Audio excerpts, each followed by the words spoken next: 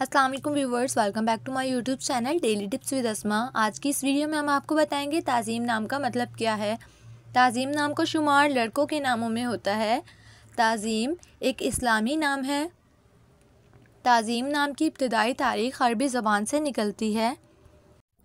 ताज़ीम नाम के अफराद के लिए खुशकिस्मत नंबर 7 माना जाता है। माहिरीन के मुताबिक ताज़ीम नाम के लड़के बहुत मासूम होते हैं।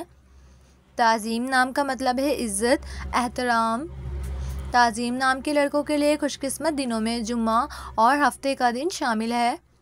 ताज़ीम नाम के अफराद के लिए मुआफ़िक रंगों में नीला, बनफशी और काला रंग शामिल है।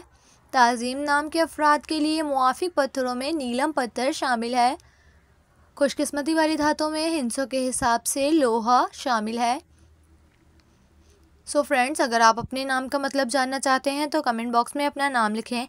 इंशाल्लाह हम आपके नाम की वीडियो ज़रूर बनाएंगे। Thanks for watching. अल्लाह हाफिज़।